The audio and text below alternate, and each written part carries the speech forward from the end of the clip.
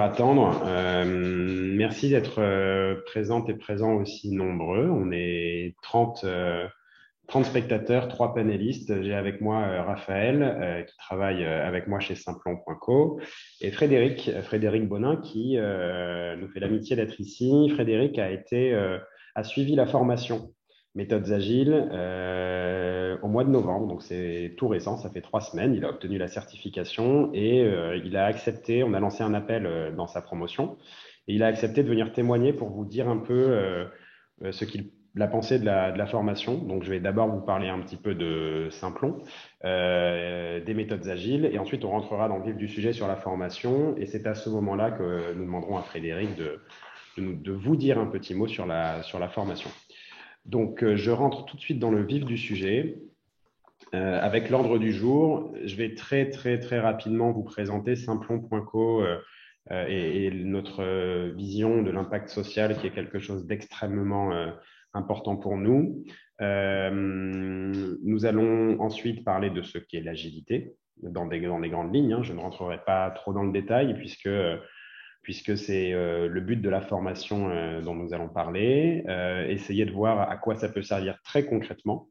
Et ensuite, on parlera de la formation qui s'appelle Gérer un projet avec les méthodes agiles, pour laquelle nous dispensons, donc nous proposons des sessions régulièrement, soit à Paris, soit en distanciel, et avec aussi la possibilité de l'organiser un peu partout en France en fonction des demandes que nous aurions.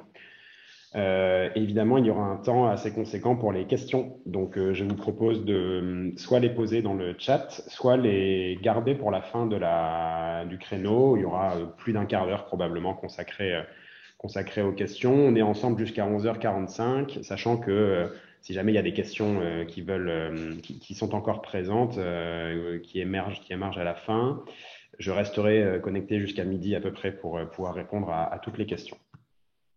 Je vais d'ailleurs commencer par ce que j'aurais pu faire dès le début, me présenter rapidement. Antoine Ormiercel, je suis directeur du campus Workforce chez Simplon.co. Le campus Workforce propose en particulier la formation méthodes agiles, mais aussi d'autres formations sur des référentiels un peu différents. Par exemple, Cléa numérique sur les bases du numérique pour apprendre à se servir vraiment d'un ordinateur et d'Internet, des outils collaboratifs, etc. CMS, le CMS, c'est un Content Managing System en anglais. Donc concrètement, c'est un outil pour créer un site web comme WordPress, par exemple, pour le plus connu d'entre eux. Des formations aussi sur l'accessibilité numérique et bien d'autres encore sur le traitement de la donnée, sur la visualisation de la donnée, etc. Alors, vous demandez d'activer les sous-titres. Absolument. Je vais regarder ça tout de suite. Désolé de n'avoir pas anticipé. Alors, je cherche les sous-titres.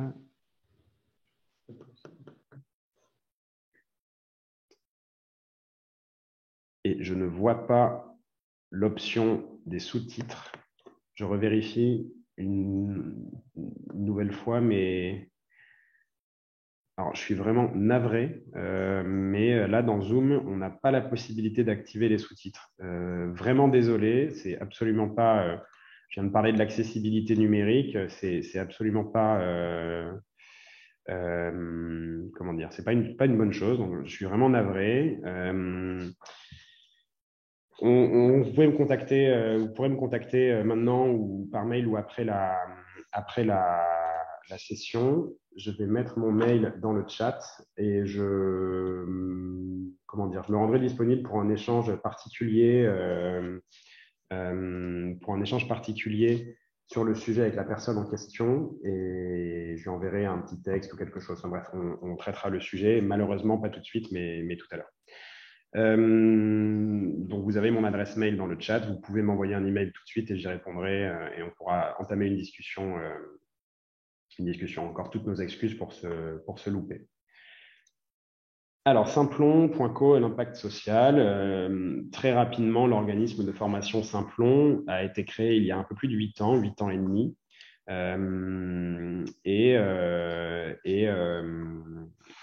Simplon est un organisme de formation dédié aux compétences numériques et aux métiers du numérique. Mais en réalité, on a décidé d'élargir notre spectre, et en particulier avec les méthodes agiles, puisque les méthodes agiles sont issues, on va en parler, du monde du numérique, mais sont devenues un outil courant de la gestion de projets en général. Donc Simplon est un organisme de formation, je le disais, au métier du numérique, avec une vocation première qui est de proposer toutes les formations gratuitement. Quand je dis gratuitement, ça veut dire que pour toutes les formations, il est possible de trouver un financement, et nous nous y employons chez Simplon, pour que la personne qui suit la formation n'ait rien à débourser de sa poche. Et c'est aussi le cas pour la formation méthodes agiles. On essaye de mettre en place un tas de financements. Le plus connu d'entre eux est le CPF, le compte personnel de formation. Et donc, ce mode de financement, alors certes, c'est un capital qui est le vôtre, hein, et que vous dépensez virtuellement, mais l'objectif, c'est que votre compte en banque ou votre porte-monnaie ne s'allège pas de quelques centaines ou milliers d'euros en fonction de la formation dont on parle. Donc, toutes les formations sont disponibles gratuitement. On a formé près de 15 000 personnes depuis 8 ans et demi, 10 000 en France, 5 000 à l'international. La plupart, évidemment, gratuitement. Alors, il est toujours possible de payer pour une formation, hein, bien sûr, mais l'objectif est que tout ça soit gratuit. On a 264 formations en cours cette année, et on a chez Simplon une vocation très importante qui est l'utilité sociale. Nous sommes une entreprise de l'économie sociale et solidaire avec un caractère très affirmé là-dessus. On forme des publics dits prioritaires par rapport au numérique, 41% de femmes. L'objectif est à 50%. Pourquoi est-ce que je commence par les femmes? Parce qu'il y a trop peu de femmes dans les métiers du numérique. Il y a environ 15% de femmes dans les métiers du numérique. Il n'y a pas de raison particulière, à part des biais sociaux ou autres. Donc concrètement, nous, on veut contribuer à redresser tout ça et à tendre vers le 50-50. On a formé 8% de personnes en situation de handicap. C'est très important pour nous de ne pas les laisser sur le bord du chemin. 20% de jeunes issus des quartiers prioritaires de la ville. Et puis 45%, on vise là aussi 50% de personnes qui ont un niveau de diplôme bac ou inférieur au bac. Ceci étant dit, certaines de nos formations, et c'est en particulier le cas pour celles aux méthodes agiles, s'adressent plutôt à des personnes plus diplômées, encore que tout le monde peut y avoir accès. Et on est vraiment de très bons experts sur le domaine. Mais voilà, si vous vous formez chez Simplon, c'est aussi un acte fort parce que vous contribuez. Vous contribuez au développement de formations pour des personnes en difficulté. On forme aussi des réfugiés ou des primo-arrivants en faisant des formations qui couplent le numérique et la langue française. Donc voilà, on a beaucoup d'actions comme cela qui sont dédiées à des publics cibles. C'était important pour moi d'en parler pour que vous ayez bien conscience de ce qu'est Simplon, de notre mission et de la manière dont nous travaillons. Alors, l'agilité, avant de parler de la formation, qu'est-ce que l'agilité? Vous en avez peut-être entendu parler. Alors, j'ai fait quelque chose de très simple. Je suis allé sur Internet et j'ai pris une définition qui est dans les 2 ou 3 premiers liens sur Google, un moteur de recherche très connu, que je vais vous lire, même si vous savez lire, évidemment. Les méthodes agiles caractérisent un mode de gestion des projets, initialement informatique, qui privilégie le dialogue entre toutes les parties prenantes, les clients, les utilisateurs, les développeurs et les autres professionnels du projet, la souplesse en cours de réalisation et la capacité à modifier les plans et la rapidité de livraison. Donc, initialement, les méthodes agiles ont été définies il y a une vingtaine d'années dans le cadre de projets de développement informatique comme le développement d'applications, où concrètement, on partait d'un principe où il y avait un donneur d'ordre, un client, qui demandait à une équipe définie de réaliser un produit avec un budget donné dans un temps donné. Et puis, on s'est rendu compte que, pas moi évidemment, mais les inventeurs des méthodes agiles, que les projets n'étaient à peu près jamais respectés selon le plan initial et qu'il était nécessaire d'avoir de la souplesse, de l'agilité pour pouvoir adapter soit le budget, soit les livrables, le rendu, soit le planning, puisque les plans qu'on peut faire au démarrage ne sont pas toujours conformes à la réalité. Donc, il était question, c'est la suite du slide, de rompre avec les pratiques traditionnelles qui sont trop rigides, de donner la priorité au relationnel et à la communication, et vraiment de centrer tout ça sur les besoins clients et l'expérience utilisateur. Et une des conséquences de ça, avec un fonctionnement par itération, donc on dit où est-ce qu'on en est, où est-ce qu'on devait être, comment on adapte la situation, etc., c'est l'élimination de l'effet tunnel. L'effet tunnel, qu'est-ce que c'est? Alors, l'image est assez parlante. Quand vous parlez d'un développement d'une application informatique, vous pouvez commencer un projet, rentrer dans un tunnel qui peut durer 6 mois, et puis sortir du tunnel et vous rendre compte qu'en fait, vous n'êtes pas arrivé à destination. Vous vous êtes trompé de tunnel, vous êtes parti dans la mauvaise direction. Pour éviter d'avoir un début et une fin simplement à un projet, c'est le principe des itérations, c'est de venir dire que régulièrement, on vient faire le point sur le projet. Et en réalité, la plupart des projets sont gérés de la sorte aujourd'hui, hein, pas uniquement dans le monde informatique, bien sûr, mais on vient proposer des points d'étape pour vérifier, éventuellement corriger la trajectoire du projet, soit sur les rendus, soit sur le budget, soit sur le nombre de personnes qui travaillent dessus, soit sur le planning. Enfin bref, on s'adapte à la réalité du projet quand il est effectivement en cours. Ça apporte beaucoup de choses, de l'autonomie, une auto-organisation et beaucoup plus, on l'a dit, de communication. Donc ça, c'est vraiment la base et la manière de définir les méthodes agiles au démarrage. Les origines de l'agilité ont été définies de la manière suivante, avec un monde idéal et puis la réalité. Donc, on vient vraiment faire écho à la manière dont je présentais les choses. Dans le monde idéal, le client sait ce qu'il veut. Donc, je parlais du développement d'une application informatique. On pourrait prendre l'exemple, je ne sais pas moi, une application très connue, l'application Doctolib. En ce moment, c'est un sujet. Donc, on doit développer l'application Doctolib. Doctolib va dire à son agence digitale, j'ai envie d'avoir une application pour que les gens puissent prendre des rendez-vous, etc. Mais au fur et à mesure que l'on avance sur le développement, le client va découvrir ce qu'il veut réellement. Il veut qu'on puisse annuler en dernière minute, qu'on puisse changer l'heure de rendez-vous. Il veut qu'on envoie un rappel 1 heure avant le rendez-vous, puisque en réalité, on oublie 1 fois sur 2 d'aller à son rendez-vous si on n'a pas un rappel 1 heure avant ou la veille, etc., etc. Donc, il y a un plan de départ et puis il y a la réalité. Le deuxième point, donc là, je suis encore dans le cadre du développement informatique, hein, dans cette définition très générique. Le développeur a compris le besoin client, mais en réalité, le développeur, on pourrait dire la personne qui met en œuvre le projet, hein, ça s'adapte à tout type de projet. Mais en fait, on va réaliser le projet, soit en tant que développeur informatique, soit en tant qu'individu qui fait de la gestion de projet normale ou plus classique. On va coder ou développer selon ses interprétations réelles et non pas selon le vrai besoin du client que l'on pense avoir compris. Dans le monde idéal, on sait comment on va implémenter tout ça, alors qu'en réalité, on peut le découvrir au fur et à mesure, parce qu'on a beau être expert d'un domaine, on ne maîtrise pas tout, et surtout sur le développement informatique d'ailleurs, il faut se remettre à jour continuellement. Et puis le dernier point qui résume un peu tout ça, c'est que le contexte du projet dans un monde idéal, il est stable, il est figé, on sait comment ça marche, on sait où on est, on sait où on arrive. La réalité, c'est que le besoin, il peut changer constamment et le contexte du projet également peut changer constamment.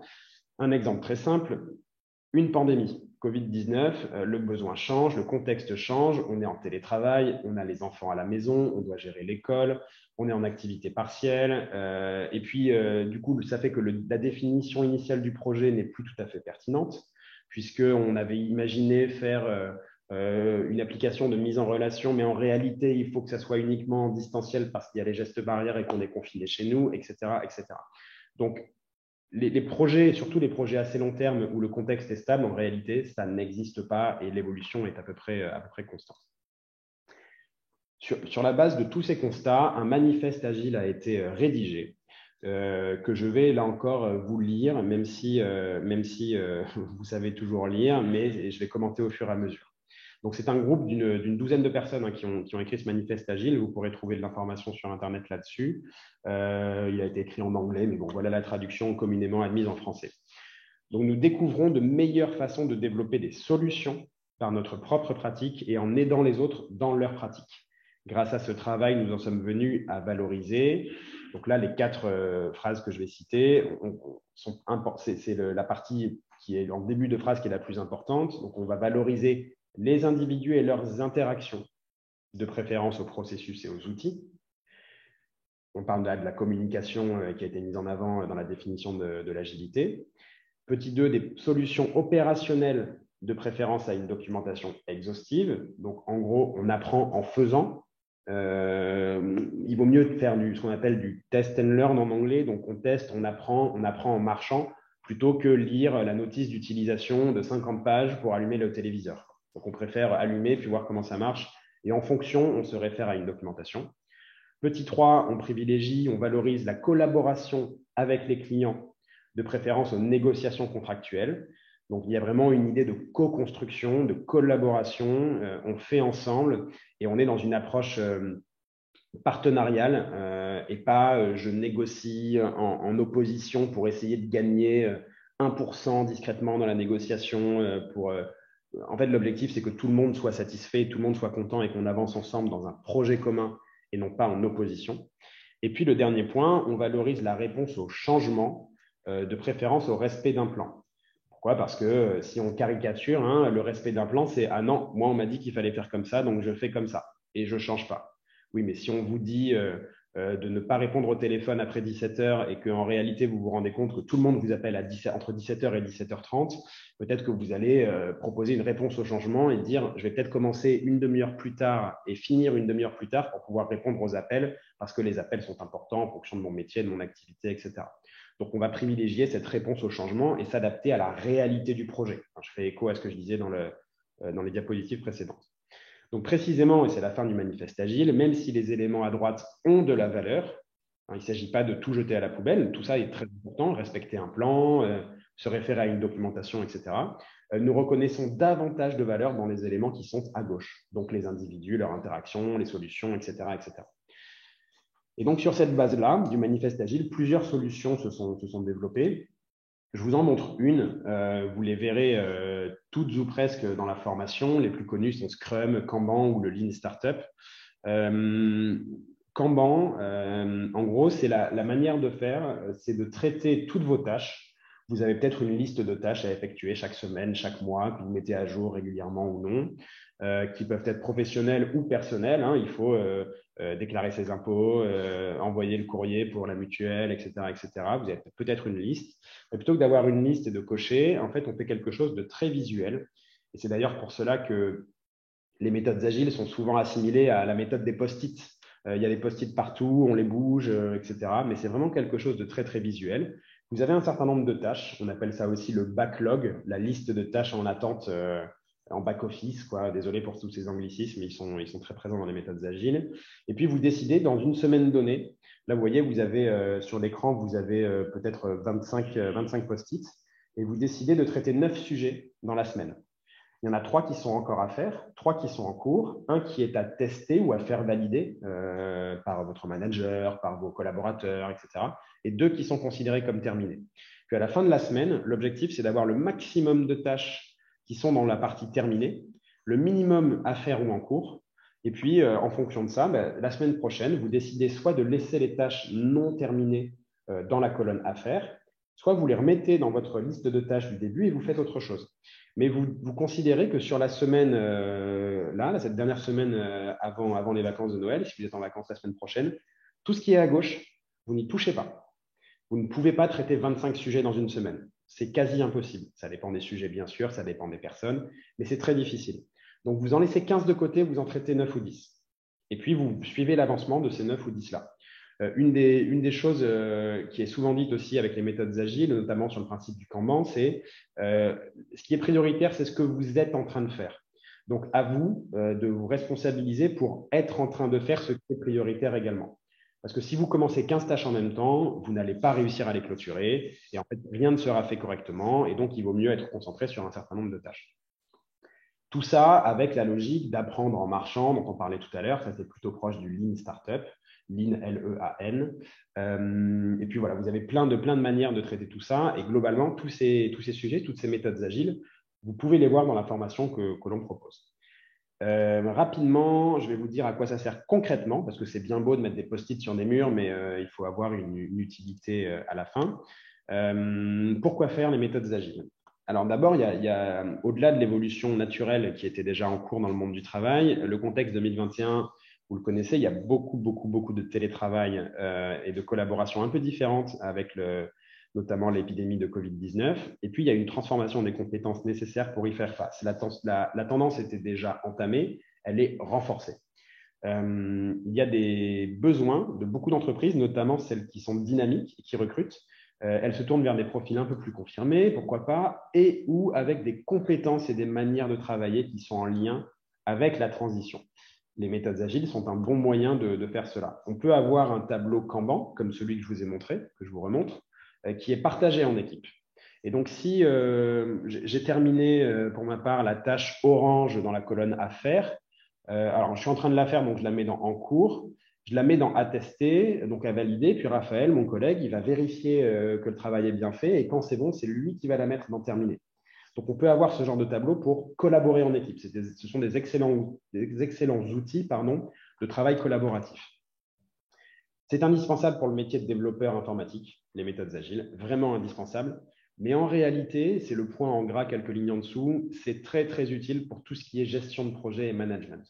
Vraiment, on est sur la logique d'amélioration constante avec des retours, de l'itération, etc. Donc, c'est ce que je vous ai dit tout à l'heure. Et on a constaté que les méthodes agiles étaient applicables à tous les autres secteurs d'activité ou presque.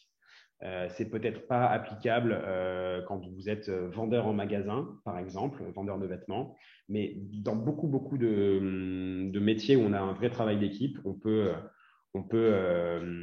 les utiliser. Et encore, je vais revenir sur ce que je viens de dire. Vous êtes une équipe en magasin, vous managez en équipe, vous avez 4 vendeurs avec vous. Vous pouvez tout à fait estimer qu'un certain nombre de tâches peuvent se gérer avec un tableau Kanban sur la semaine et qui doit faire quoi, qui est en dehors de son périmètre de vente, etc. Donc, vous avez beaucoup d'applications possibles. Et je précise que Simplon, on a pris ce virage aussi pour le sortir des compétences informatiques et du domaine numérique et pour l'adapter à la gestion de projet en général. En quoi cela peut vous aider? Je l'ai dit, si vous êtes développeur ou dans les métiers de l'informatique, si vous faites de la gestion de projet, si vous managez une équipe, c'est quelque chose qui est très valorisé, la compétence méthodes agiles, dans le cadre des processus de recrutement. Et donc, avoir une certification, en l'occurrence, notre certification est inscrite au registre spécifique de France Compétences, qui est l'autorité en France qui fait foi pour la délivrance de certificats professionnels. Donc, notre certification est inscrite chez eux et donc, vous avez un diplôme officiel de l'État français qui dit que vous maîtrisez les méthodes agiles. Vous savez gérer un projet avec les méthodes agiles. Alors, on ne dit pas que vous êtes l'expert absolu des méthodes agiles, pardon, mais on vous permet d'attester vos compétences, votre connaissance des méthodes agiles et votre capacité à choisir la méthode agile adaptée pour gérer un projet. Dans beaucoup d'entreprises, les services passent à l'agilité. Je vais vous donner un exemple. On a accompagné toute une équipe de plus de 100 personnes de chez Louis Vuitton qui travaillent uniquement en méthode agile. Et concrètement, il y avait un avant et un après. Avant, tout le monde travaillait à sa manière et c'était très bien. Et maintenant, tout le monde travaille selon les méthodes agiles et c'est encore mieux, du point de vue de Louis Vuitton, bien sûr. Et c'est nous qui avons accompagné la centaine de personnes par petits groupes de 6, 8, 10 pour leur permettre de monter en compétence sur l'agilité. Évidemment, c'est très utile pour aller rejoindre des entreprises dynamiques, les startups, les nouvelles structures, également de plus en plus de PME. Mais il y a aussi des grands groupes qui s'y mettent. J'ai parlé de Louis Vuitton et il y en a beaucoup d'autres, la SNCF également, avec qui nous avons travaillé. Des banques également s'y mettent de plus en plus. Donc, on a vraiment une adaptation un peu au nouveau monde, entre guillemets, même si l'expression est un peu galvaudée. Et c'est une illustration, en fait, c'est accéléré par la situation sanitaire. Je vous ai mis ici quelques chiffres. Je ne vais pas tous les détailler, mais vous voyez le premier, 87% des professionnels estiment que l'agilité facilite la gestion des changements de priorité. 71% des équipes choisissent l'agilité pour réduire leurs coûts. Donc, il y a vraiment des enjeux de meilleure productivité, de réduction des coûts et de motivation des équipes. C'est le dernier chiffre, à 79%. Les équipes agiles sont plus motivées. Il y a une notion de meilleure interaction, meilleure communication, et la communication facilite toutes les relations humaines, en particulier au travail. Alors, je vais parler de la formation, mais d'abord, je vais donc laisser la parole à Frédéric, qui a donc suivi la formation du 22 au 26 novembre dernier, qui a obtenu sa certification. Et donc, Frédéric, à vous la parole.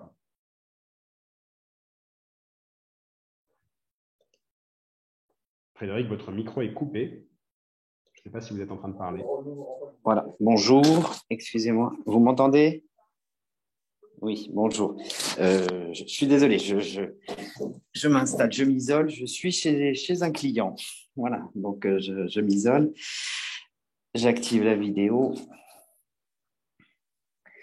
Voilà, bonjour à tous. Effectivement, j'ai donc suivi cette formation il y a très très peu de temps et pour moi l'objectif de cette formation, c'était vraiment de pouvoir en bénéficier et de le mettre en œuvre le plus rapidement possible.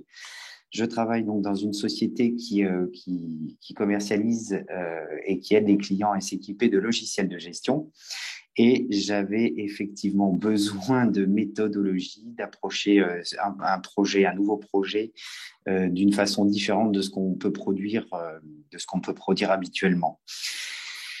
Et c'est pour ça que j'avais choisi cette formation de gestion de projet en méthode agile et que nous sommes donc d'ores et déjà en train de commencer à mettre en œuvre, enfin de tester.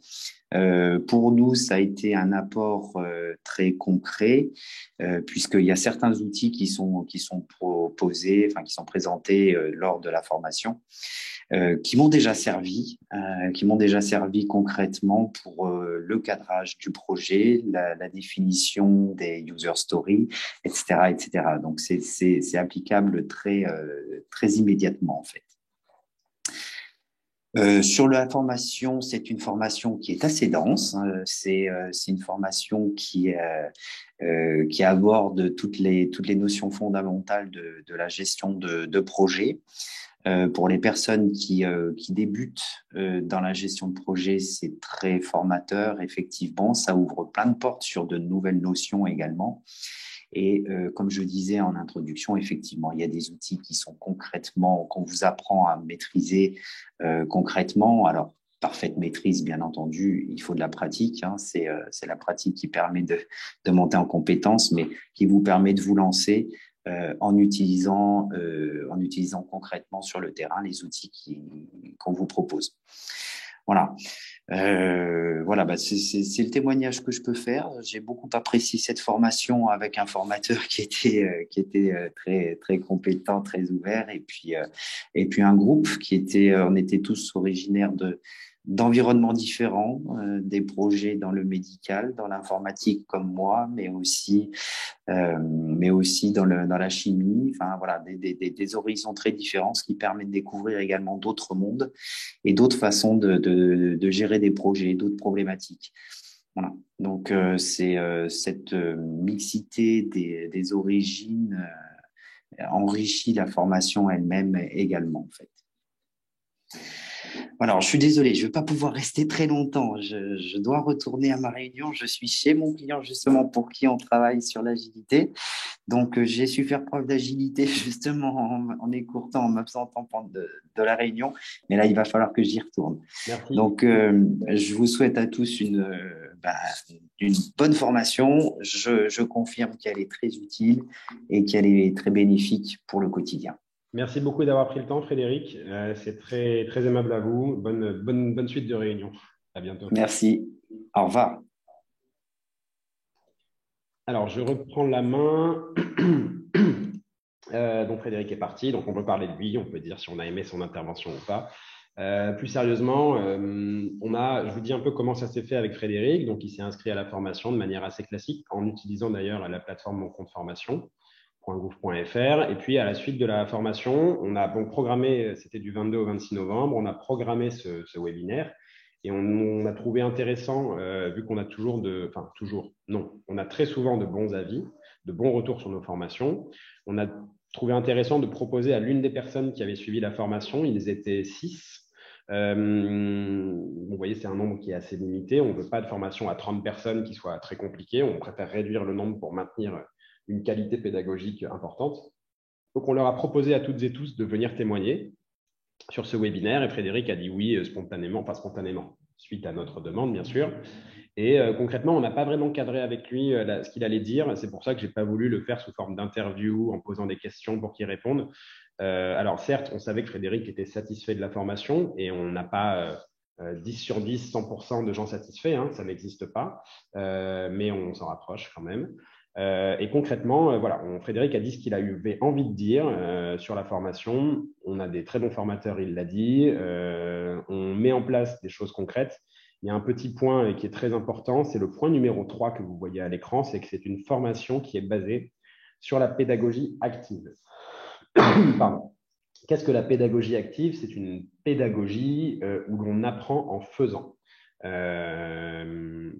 Concrètement, si vous passez votre temps à lire des slides ou à regarder une vidéo, bah, c'est utile, mais ce n'est pas extrêmement performant d'un point de vue pédagogique. La pédagogie active, elle vous permet, par la réalisation de projets, vous réalisez un projet pendant les 4 jours que vous présentez lors de la certification qui a lieu le 5e jour. Vous réalisez un projet, vous pratiquez les méthodes agiles, vous faites des exercices sur des situations concrètes. Et ça, c'est ça la pédagogie active. C'est apprendre en faisant les choses et pas simplement le cours magistral universitaire dans un amphi avec 200 personnes. C'est pour cela aussi qu'on restreint les groupes et qu'on ne veut pas dépasser les 10 personnes sur nos formations. La moyenne est plutôt à 6. Donc, on est régulièrement 5, 6, 7, 8 personnes dans nos formations méthodes agiles. Et ça permet un lien privilégié avec le formateur ou la formatrice et un apprentissage efficace en pédagogie active. La formation, je l'ai dit, elle est certifiante, avec un diplôme reconnu par l'État. Elle est éligible notamment au dispositif du CPF, du compte personnel de formation. Vous avez sans doute reçu des dizaines d'appels ou d'emails ou de SMS sur le sujet. Pas de la part de Simplon. Nous, on a fait le choix de ne pas rentrer dans ce petit jeu de la prospection un peu agressive et pas toujours un peu à la limite de la légalité. Elle est d'ailleurs désormais devenue interdite par téléphone. Le démarchage téléphonique sur le sujet du CPF est interdit depuis quelques semaines. Donc, en revanche, vous pouvez aller sur mon compte formation.gouv.fr. Je pense que je vais vous envoyer la présentation et le lien, le logo là est cliquable. Ça vous envoie sur notre page de formation si ça vous intéresse. Et puis, on peut les déployer sur tout le territoire, nos formations. C'est ce que je disais tout à l'heure. Aujourd'hui, on a des sessions qui sont créées à Paris ou en distanciel. Alors, en distanciel, c'est sous un format de classe synchrone, c'est-à-dire en même temps. Tout le monde est connecté. On reproduit la situation de la formation en présentiel, mais on le fait en distanciel. Ça permet, un, de contourner les éventuelles contraintes sanitaires, évidemment, et deux, de réunir dans une formation des gens qui viennent de villes différentes. Je reviens juste sur un petit point qu'a évoqué Frédéric. Il a parlé du fait d'avoir des personnes d'horizons différents et de métiers, secteurs différents. C'est quelque chose qui est très important chez Simplon et qui est illustré par ce que je disais au démarrage sur Simplon et l'impact social. Vous pouvez vous retrouver dans une formation avec des personnes qui ont 55 ans, qui sont cadres dans une grande entreprise, des individus qui ont 38 ans et qui ont créé leur structure l'année dernière et qui sont auto-entrepreneurs, des jeunes de 22-23 ans qui viennent de terminer leurs études et qui veulent avoir une compétence de plus, une corde de plus à leur arc. Vous avez vraiment des profils extrêmement différents. Et ça vous permet, qui viennent de secteurs différents, et ça vous permet d'approcher des problématiques réelles de la vie concrète et de les traiter avec les méthodes agiles. Donc ça, c'est un des gros points forts de notre manière d'aborder les formations. Il y a tout un petit topo sur la formation méthodes agiles, mais je ne vais pas être trop long parce que je voudrais qu'on garde du temps pour les questions s'il y en a. Mais c'est un peu un résumé de ce que je vous ai dit depuis 30 minutes. C'est le monde professionnel qui exige plus de souplesse, d'adaptabilité. Il faut être agile, être souple dans les processus de travail. Et puis on dit un peu à qui la formation s'adresse dans la partie droite, en rouge. C'est pour monter en compétence sur la gestion de projet en particulier, planifier le travail d'une équipe et puis se familiariser avec les principales méthodes agiles, Scrum, Kanban, le Lean Startup et puis d'autres encore. D'un point de vue très pratique, encore une fois, on vous enverra le replay et la présentation. Vous avez ici des détails un peu plus administratifs. Le nom de la certification, gérer un projet avec les méthodes agiles, qui est, je le disais, inscrit au registre spécifique de France Compétences sous le numéro 5487. Précision, il y a de moins en moins de certifications actives chez France Compétences. Il y a une date limite au 31 décembre. Notre certification précédente expirait au 31 décembre, mais on a eu le bonheur de la renouveler auprès de France Compétences, ce qui est très difficile en ce moment. Donc, la certification est valable pour 5 ans et elle est connectée à la précédente, qui a existé pendant 5 ans. Donc, concrètement, elle est reconnue réellement et elle est validée pour une continuité par France Compétences. Ça montre un peu la qualité de cette certification. La formation dure 4 jours. C'est une formation intensive. dans la mesure où vous commencez le lundi, vous terminez le jeudi et vous passez la certification le vendredi. Frédéric l'a dit, c'est plutôt dense comme formation, donc il faut être préparé. Si vous êtes chez vous en distanciel, on vous recommande d'être seul dans une salle comme si vous passiez un entretien ou autre. Si vous avez les enfants à côté, ça peut être compliqué. Alors, c'est possible, hein, mais c'est plus compliqué. Vous aurez les liens pour les formations en distanciel. Ici, ce sont les liens pour les formations à Paris et distanciel en ligne et présentiel à Paris.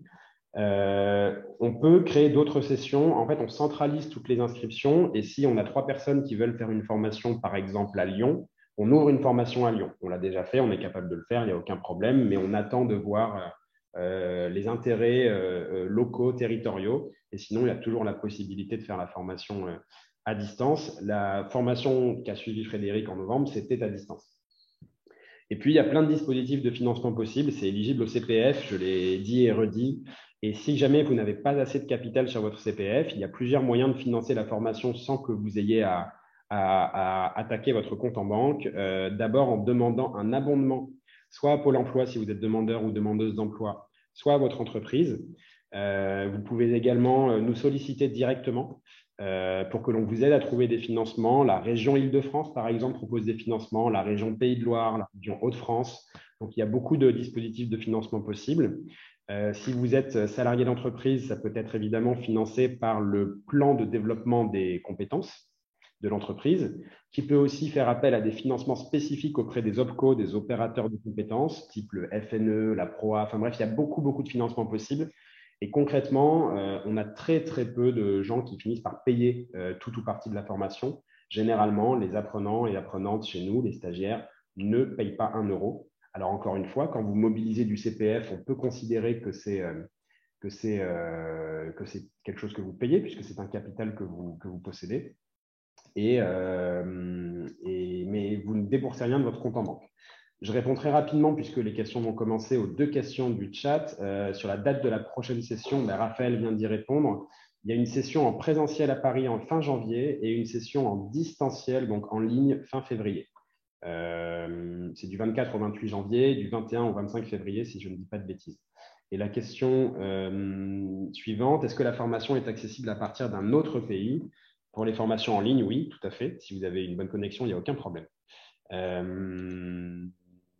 Je vous laisse un petit fond sur les avis des personnes formées, les notes que nous avons, qui sont plutôt bonnes, voire très bonnes, mais vous ferez votre avis.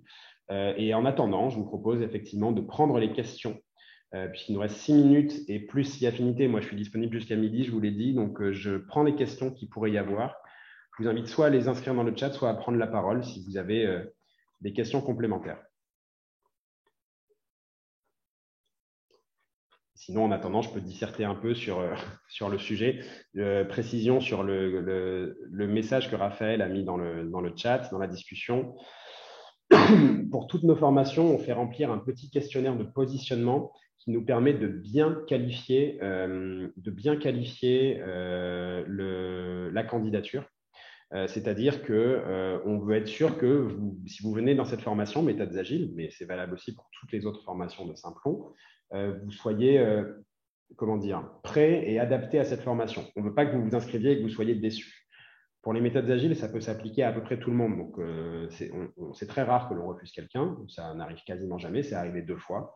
Mais concrètement, ça sert, nous, aussi à vous connaître et à prévenir le formateur, à lui dire que vous avez travaillé dans tel secteur, que vous cherchez un emploi dans tel autre secteur, etc. Raphaël vient de mettre dans la discussion le lien vers les sessions après février. Il y en a à peu près une par mois pour l'instant. Et si on a beaucoup d'inscrits, notamment suite à ce webinaire, concrètement, on ajoutera des sessions parce qu'on ne veut pas qu'il y ait une session de formation avec 15 personnes. Sinon, on va réduire la qualité pédagogique. Si on a 15 inscrits pour la session de janvier, on fera 2 sessions, une de 8, une de 7. Ça nous coûtera plus cher, mais on ne veut pas altérer la qualité pédagogique de nos formations. Donc, on considère que c'est important de rester dans un groupe relativement restreint. Alors, une question de Franck aussi qui nous demande si Scrum est au cœur de la formation ou c'est plus diversifié dans les approches de l'agilité. C'est plus diversifié. Il y a des formations qui sont dédiées à Scrum. Notamment, il y a un organisme de formation qui s'appelle scrum.org. Donc là, c'est assez clair, c'est sur la méthodologie Scrum, avec des formations dédiées pour devenir soit product owner, soit Scrum Master, qui sont des rôles dans la méthodologie Scrum. Nous, c'est plus diversifié, mais la manière dont on aborde les choses, c'est vous avez un projet, vous cadrez votre projet, qui sont les parties prenantes, quel est le budget, quel est le timing, quels sont les objectifs, et vous définissez vous-même dans la formation, après un petit temps évidemment de monter en compétences, quelle est la méthode agile la mieux adaptée à la gestion de votre projet. Et vous définissez tous les rituels, puisqu'en méthode agile, on a beaucoup de rituels. Tous les lundis matins, on fait une petite réunion pour analyser soit le tableau Kanban que je vous ai montré tout à l'heure, soit le Scrum Board, qui est l'équivalent à peu près dans la méthodologie Scrum. Donc, vous pouvez choisir la méthodologie Scrum. Nos formateurs sont très calés sur le sujet pour illustrer et dérouler votre formation. Vous pouvez aussi en choisir une autre. Il n'y a pas d'obligation, c'est vraiment selon ce qui vous correspond le mieux. Voilà, donc c'est vraiment au choix. Je vous mets, puisqu'on arrive à l'heure, mais encore une fois, je reste disponible pour ces questions. Je vous mets des contacts de notre site, en particulier workforce.simplon.co. Je réponds à la question de Jean-Baptiste, qui n'a plus qu'une partie de son CPF. Combien coûte la formation au total? Elle coûte 1 750 €. Encore une fois, si jamais vous n'avez pas 1 750 € sur votre CPF, des financements complémentaires existent. Et nous, on considère que ça fait partie de notre mission, de notre métier, de trouver pour vous les financements complémentaires ou de vous aider à les activer. Exemple, un demandeur d'emploi qui n'aurait que 1 000 € sur son CPF, ça existe. Il fait sa demande ou elle fait sa demande et demande ensuite un abondement à Pôle emploi. Et nous, on vous conseille sur la manière de demander l'abondement à Pôle emploi, encore une fois, si vous êtes demandeur d'emploi, et Pôle emploi peut choisir de compléter ou non le montant de la formation. Voilà, donc ça, c'est un exemple de financement que l'on vous propose. Une question suivante. Quelle méthode on privilégie dans cette formation?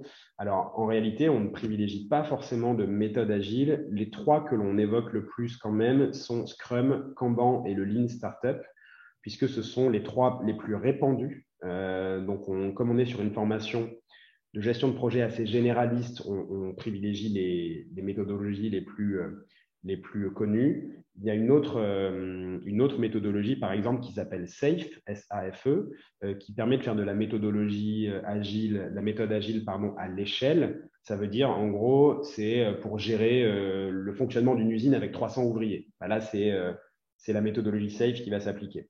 C'est quelque chose de très, très spécifique, qui est extrêmement pointu, extrêmement utile.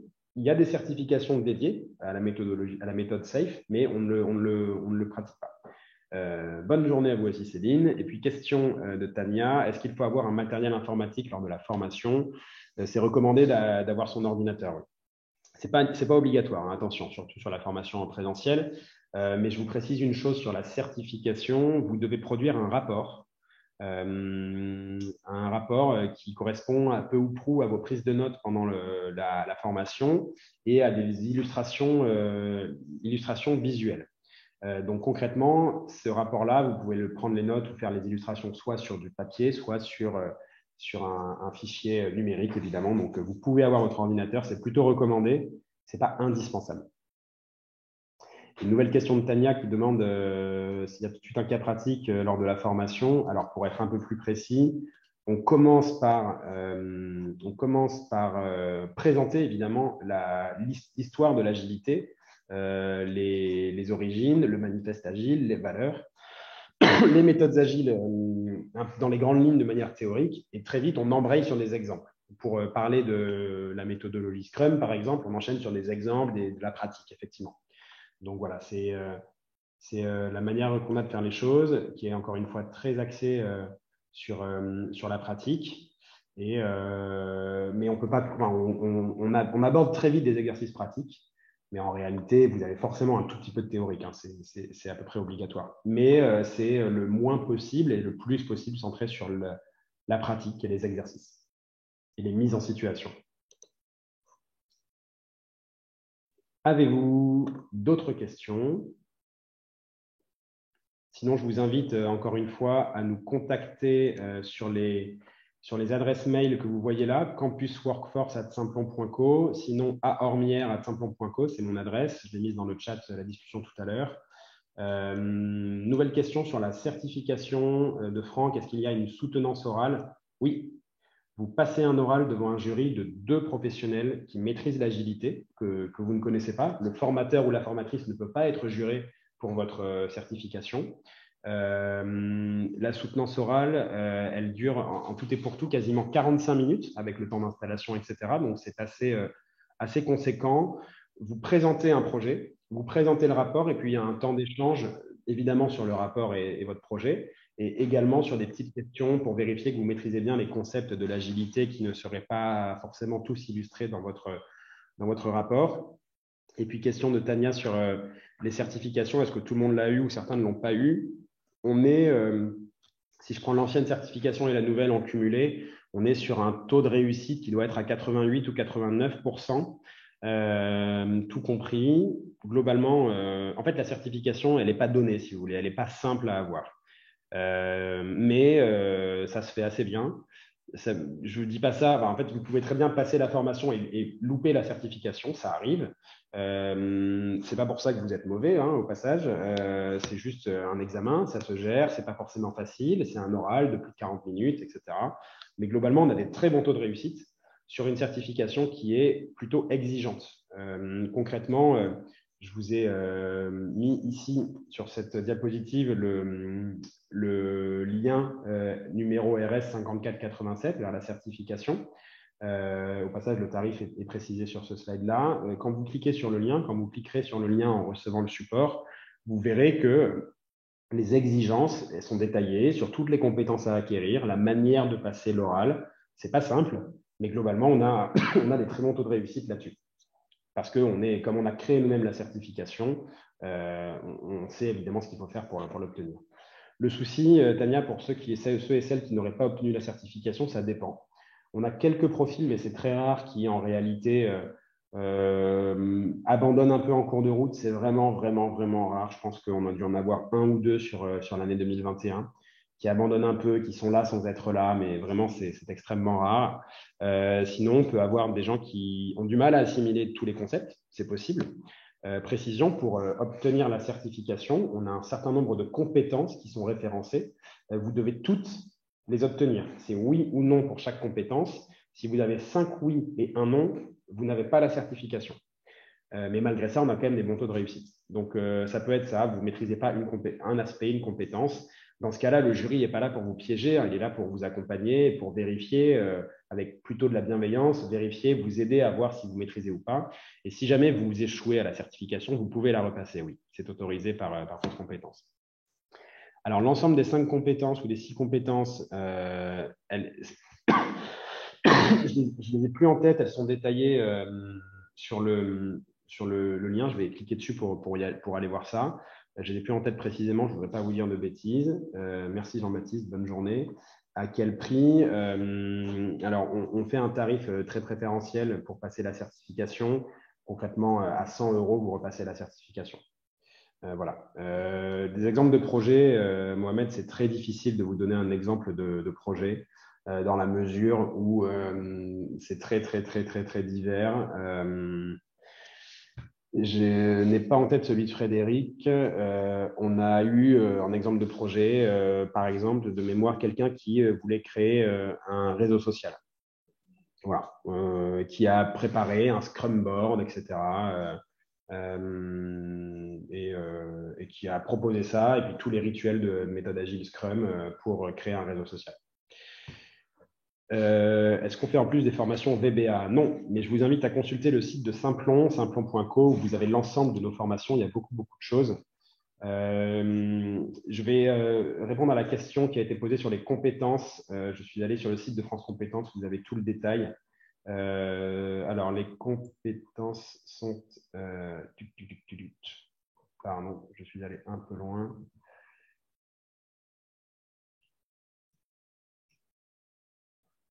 Voilà, réaliser un diagnostic de l'environnement d'un projet. Ensuite, sélectionner la méthode de gestion de projet agile adaptée à ce projet. Il y a 4 compétences, pardon. Préparer le déploiement du projet en concevant les artefacts adaptés et en programmant les rituels. J'ai parlé de rituels pour les méthodes agiles. Et enfin, animer les rituels d'un projet en méthode agile, en mobilisant toutes les ressources, etc. etc. Donc vraiment, vous voyez l'axe, c'est on prend un projet, On fait un diagnostic, on pose les conditions. Petit 2, on sélectionne une méthode. Petit 3, on prépare le déploiement, on programme tout ça. Et petit 4, on fait notamment les rituels. On montre comment on va animer un rituel qui peut être la réunion du lundi matin où on repasse tous les éléments du projet, etc. etc. Voilà, j'espère avoir répondu à la question. Merci à vous. Raphaël, merci d'avoir remis le lien pour postuler sur les futures sessions. Alors, postuler, c'est un bien grand mot, hein. Comme je vous l'ai dit, vous avez de très, très fortes chances d'être retenu pour la certification, pour la formation, pardon, puisqu'on ne refuse à peu près personne, sauf profil complètement inadapté. Mais si vous êtes ici, normalement, c'est que vous êtes intéressé par le sujet et donc on vous acceptera. Pour la soutenance, Pascal, vous passez devant un jury de 2 personnes, vous présentez votre projet, il y a ensuite un moment de questions-réponses, ensuite le jury délibère et vous rappelle pour faire un débrief. Et puis le résultat de la certification, on vous le donne la semaine suivante parce qu'il faut qu'on valide tout cela. Et est-ce qu'il faut connaître toutes les méthodes agiles? Pas nécessairement, non. C'est important de connaître les principales. Je parlais de Scrum, Kanban, Lean Startup.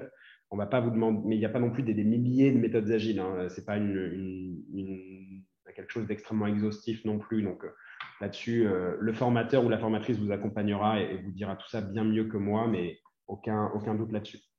Dernière précision peut-être sur la soutenance. Le jour de la soutenance, vous êtes convoqué sur un créneau d'à peu près 1 heure, même si l'oral dure 45 minutes. Si vous êtes convoqué à 11 heures, vous pouvez venir dès 9 heures du matin. Le formateur ou la formatrice est là et vous accompagne pour finir de préparer votre oral ou vous répondre à vos questions si vous avez des questions et des doutes avant. Concrètement, nous, Simplon, ça nous coûte de l'argent, ça nous coûte une journée du tarif formateur, mais ça apporte une qualité pédagogique, encore une fois, et une tranquillité pour les personnes qui vont passer la certification. Et ça nous permet sans doute de monter un petit peu le taux de réussite à la certification, parce que quand on fait une formation intensive de 4 jours, c'est toujours utile d'avoir un petit accompagnement supplémentaire de quelques minutes ou quelques dizaines de minutes pour rafraîchir un peu la mémoire ou éclaircir un point surtout qu'on n'aurait pas compris avant d'aller se présenter devant le jury.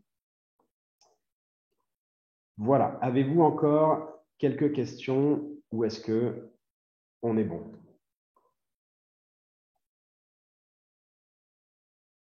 Ça a l'air OK. Je vais conclure pour vous permettre de poser une dernière question éventuellement si une venait à arriver. Merci beaucoup de vous être rendu disponible aujourd'hui. Je vous invite encore une fois à nous contacter sur les 2 adresses mail que vous voyez là, mais de toute façon, rassurez-vous, nous allons vous envoyer la présentation et le replay du webinaire. Pour toutes les formations de Simplon, c'est le premier site, simplon.co. Le deuxième, workforce.simplon.co. Vous avez en particulier la formation méthodes agiles dont nous venons de parler, qui est très mise en avant. Vraiment, merci à toutes et à tous et merci pour toutes vos questions. C'est agréable d'avoir ce niveau d'échange et d'interaction. J'en suis ravi. J'espère que beaucoup d'entre vous viendront avec nous, soit sur la session de janvier, de février ou même les suivantes. Si vous avez la moindre question, vous n'hésitez pas à nous contacter, encore une fois, et on y répondra avec grand plaisir. Et on vous accompagnera pour trouver les financements pour que ça vous coûte 0. C'est quand même l'objectif. Merci tout le monde. On va stopper l'atelier, le webinaire. Encore une très bonne journée et une bonne fête de fin d'année et sans doute à très bientôt pour discuter de cette formation. Bonne journée. Au revoir.